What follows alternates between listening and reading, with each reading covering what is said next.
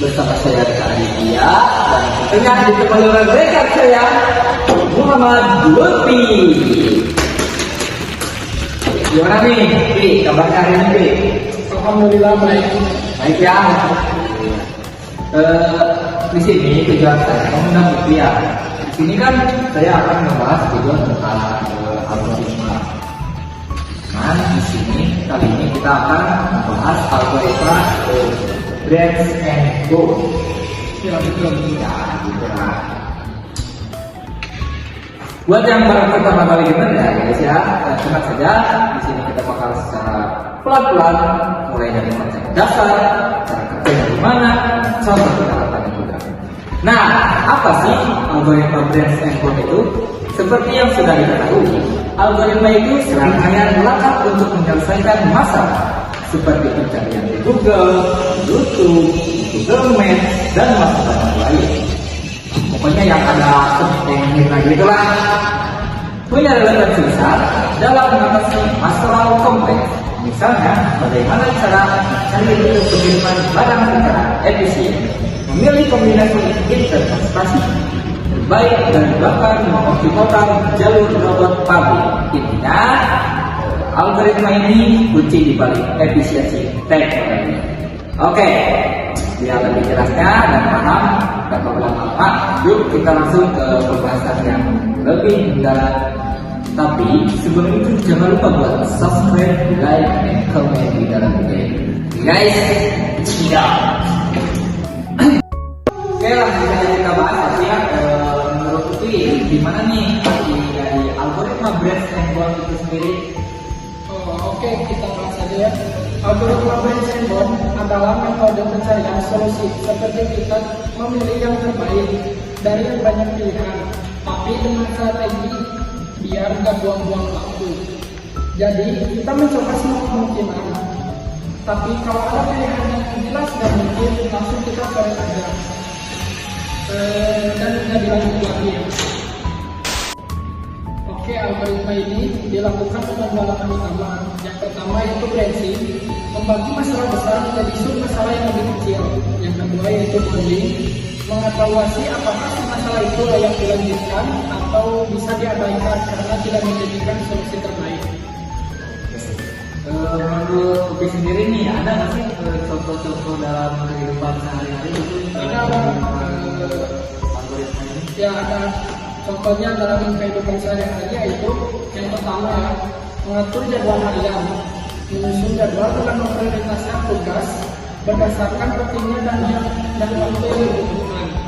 Yang kedua yaitu rute perjalanan, mencari rute terpendek tanpa mencoba semua rute yang memungkinkan. Dengan begitu waktu tidak akan terbuang. Jadi ciri utama dari algoritma ini apa nih?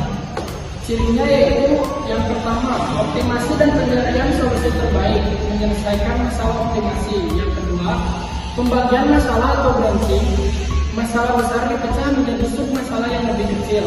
Setiap cabang mewakili satu kemungkinan solusi. Yang ketiga, batasan atau bounding, setiap sub masalah dievaluasi dengan menentukan solusi yang lebih baik. Yang keempat, efisiensi ruang dan waktu, menghindari mencoba semua kemungkinan secara langsung dengan memangkas cabang yang tidak relevan.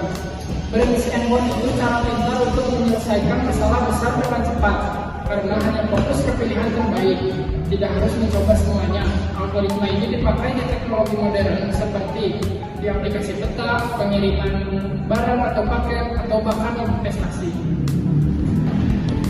Ada nggak sih salah satu contoh studi kasus di algoritma ini? Tentunya ada, salah satunya dalam bidang logistiknya. Jika sebuah perusahaan mengirimkan barang ke beberapa kota daerah, tantangan utamanya itu yang adalah harus memakan waktu yang paling singkat, menggunakan bahan bakar yang paling rendah juga. Dan masalah ini dikenal sebagai Traveling Salesman Problem atau yang disingkat dengan TSP, yang merupakan salah satu optimasi bertujuan untuk mencari rute terpendek bagi seorang penjual atau distributor Dalam Branch and Bond merupakan algoritma yang sangat efektif untuk menyelesaikan masalah dalam studi kasus ini. Jadi cara kerja di algoritma Branch and Bond di studi kasus ini gimana nih? Cara kalau dijelasin? Ada yang pertama yaitu branching.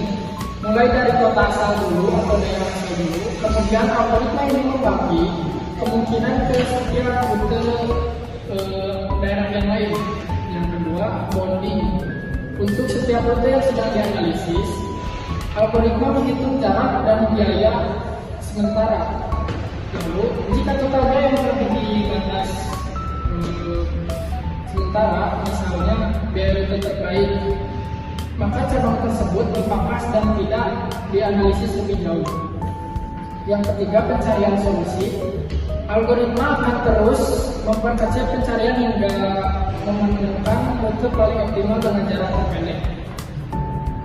Hasil akhirnya mengurangi biaya karena rute lebih efisien, mempercepat waktu pengiriman, dan dengan algoritma ini masalah yang kompleks bisa terselesaikan dengan cara yang cerdas dan efisien. Hal ini menunjukkan bahwa algoritma Branch and Bond ini seperti yang sangat relevan dalam teknologi modern. Oke, tapi kan ini algoritma kan banyak macam-macamnya. Di setiap algoritma tersebut kan memiliki tantangan-tantangan tersendiri kan. Nah, di algoritma ini apa sih tantangannya? Tantangannya yaitu kompleksitas komputasional atau ruang pencarian yang sangat luas, di mana kita harus mengeksplorasi ruang solusi yang sangat besar dan menyebabkan kebutuhan memori juga sangat besar juga ya. Solusinya pada masalah ini bisa dengan merancang fungsi pembatasan atau bonding function yang sangat efisien. Dan yang terakhir tantangannya yaitu overhead komputasi yang beban komputasi yang tinggi juga. Solusinya yaitu menggunakan struktur data yang efisien dan mengoptimalkan algoritma dengan cara teknik hash. Jadi kesimpulannya yaitu algoritma Branch and Bond sangat berguna untuk masalah optimasi. Tapi ada beberapa tantangannya juga. Untuk mengatasi tantangan tersebut kita bisa menggunakan cara seperti memangkas cabang-cabang yang tidak perlu, memakai struktur data yang efisien, dan menjalankan proses secara paralel dengan pengaturan yang benar.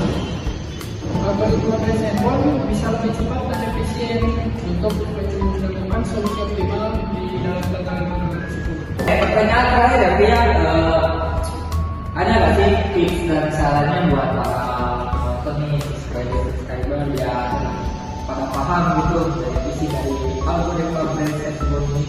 Ada nih tips dan saran untuk bagi pengembang atau siswa yang ingin memperdalam dalam bidang Branch and Bond ini ya. Yang pertama yaitu pahami konsep dan dasar teorinya dulu. Jadi jangan langsung ambil tindakan ya, tapi dipahami dulu konsep dan teorinya. Yang kedua itu mulai dari masalah yang sederhana.